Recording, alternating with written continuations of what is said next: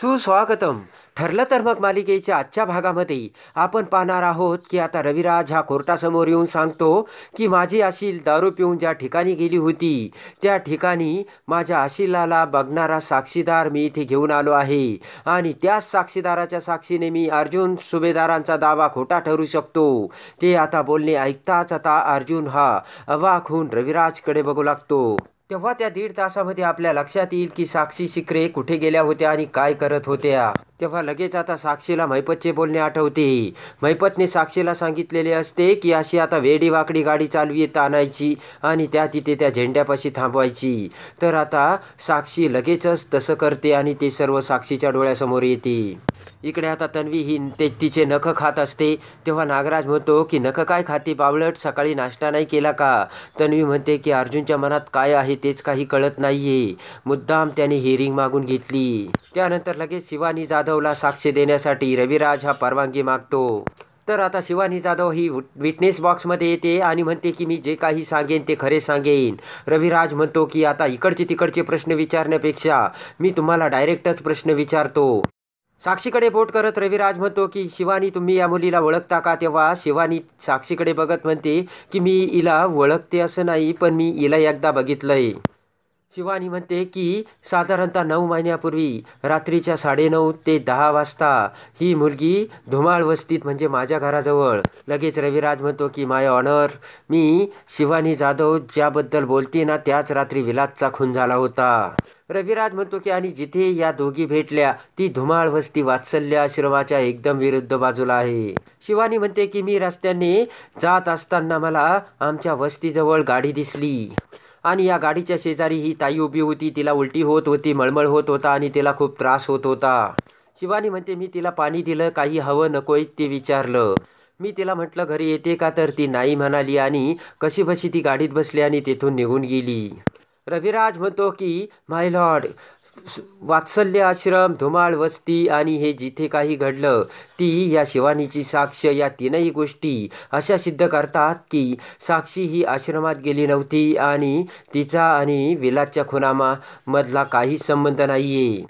तेव्हा आता लगेचच इकडे नागराज, महिपत, साक्षी खूप खुश झालेले असतात. लगेच आता जज म्हणतात की अर्जुन सुभेदार, तुम्हाला या नवीन साक्षीदाराला काही एक्झामिन करायचंय का?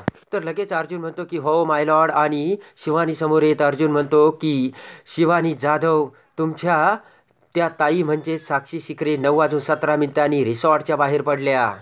आमच्याकडे CCTV फुटेजसुद्धा आहे आणि तेथून धुमाळ वस्ती अर्ध्या तासाच्या अंतरावर आहे. तेव्हा साधारणतः त्या तुम्हाला 9:15च्या सुमारास भेटल्या असतील. तर शिवानी मान हलवते. तेव्हा लगेच अर्जुन म्हणतो की वेळ तर मॅच होत आहेत, पण एवढ्या रात्री तुमच्या कुठल्या ट्युशन्स होत्या? ते ऐकून शिवानीला मोठा धक्का बसतो. तेव्हा शिवानी म्हणते आमची परिस्थिती गरिबीची आहे म्हणून मी दिवसा नोकरी करते आणि रात्री ही ट्युशनला जाते. त्यानंतर आता अर्जुन म्हणतो की साक्षी शिकरे यांना मदत करताना गाडीत बसवताना किती वेळ गेला असेल तुमचा? तर आता इकडे महिपत म्हणतो की साक्षी या शिवानीला मिनिटाचं गणित करून हिला अडकवील. तू हिला व्यवस्थित शिकवलंय ना? तर साक्षी म्हणते हो. त्यानंतर आता इकडे अर्जुन म्हणतो की किती वेळ गेला असेल? तर शिवानी म्हणते की 25-30 मिनिटे गेली असतील. तेव्हा अर्जुन म्हणतो की एक उलटी करणाऱ्या माणसाजवळ दुसरा माणूस एवढा कसा वेळ थांबेल? शिवानी म्हणते की अहो त्या ताईची तब्येत एवढी बिघडली होती, तिला साधं उभंही राहता येत नव्हतं आणि अशा परिस्थितीमध्ये तिला सोडून जायचं नाही, एवढी माणुसकी तर सगळ्यांमध्ये असते. शिवानी म्हणते की तिची मळमळ कमी झाली याची मी खात्री करून तिला गाडीत बसवलं, यामध्ये अर्धा तास गेला असेल. तेव्हा अर्जुन म्हणतो की ओके तुम्ही जाऊ शकता. तर ते बघून तन्वी म्हणते की आई शपथ, कसली थापा दिले या मुलीनी, मला तर हिच्याकडे बहुतेक ट्युशन्सच लावा लागतील. शिवानी बाहेर जाताच इकडे जज म्हणतात की अर्जुन सुभेदार यांनी सिद्ध केले की खुनाच्या रात्री साक्षी शिकरे या आश्रमात नव्हत्या. जज म्हणतात की अर्जुन सुभेदार, तुम्ही याच गोष्टीसाठी खात्रीने लवकर तारीख मागून घेतली होती.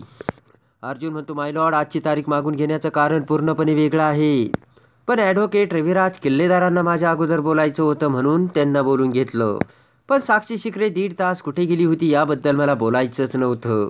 ते ऐकून तन्वी म्हणते बघा, मी म्हणाले होते ना त्याच्या डोक्यात काहीतरी वेगळं गणित असणार आहे. अर्जुन म्हणतो की माय लॉर्ड, मी आता काही वेगळं बोलेन आणि सांगेल, पण त्याचा कनेक्शन डायरेक्ट वात्सल्य आश्रमाच्या मर्डरशी आहे आणि त्यासाठी मला विटनेस बॉक्समध्ये बोलायची परवानगी हवी, आणि ते म्हणजे महिपत शिक्रे यांना. ते ऐकून आता सर्वांच्या पायाखालची जमीन सरकलेली असते आणि लगेच जज परमिशन ग्रँट करतात. तर अर्जुन महिपत शिक्रेकडे बघून त्याला विटनेस बॉक्समध्ये बोलावतो. विटनेस बॉक्समध्ये येताच अर्जुन म्हणतो की महिपत शिक्रे प्रसिद्ध बिल्डर. तर लगेच महिपत म्हणतो की मी बिल्डिंग तर बांधतोच आणि गरजू लोकांच्या डोक्यावरती छप्परही देतो. तेव्हा ते गरजू लोक तुमच्या लक्झुरियस डिपॉर्टमेंटसाठी करोडो रुपये मोजतात ना, ते मला माहीत आहे. अर्जुन म्हणतो की ती लक्झुरियस बिल्डिंग बांधण्यासाठी तुम्हाला जमीन तर पाहिजे असेल ना. तर महिपत म्हणतो की जमीन तर पायाखाली असावीच लागते, नाही तर बिल्डिंग कशी बांधणार. लगेच रविराज उठून उभा राहत म्हणतो की अर्जुन सुभेदाराला कन्स्ट्रक्शनविषयी माहिती असेल तर त्याने ती बाहेरून मिळवावी, कोर्टाचा वेळ वाया घालू नये. तर लगेचच महिपत तिथून जाऊ लागतो. तर अर्जुन म्हणतो की माय लॉर्ड, या मी म्हणालो ना तुम्हाला, त्याचा संबंध डायरेक्ट विलासच्या खुनाशी संबंधित आहे, तेव्हा तुम्ही मला थोडासा वेळ द्यावा. तर लगेच जज हे वेळ देतात. त्यानंतर अर्जुन म्हणतो, सांगा ना, तुम्हाला जमीन विकत घेण्यासाठी कोणकोणत्या प्रश्नाला सामोरं जावं लागतं. महिपत म्हणतो की कधी कधी जमीन खूप महाग असते, कधी कधी मालकालाच ती विकायची नसते. अर्जुन म्हणतो, एखाद्याला जमीन विकायची नसेल आणि तुम्हाला जर ती आवडली असेल तर मग तुम्ही सोडून देता का.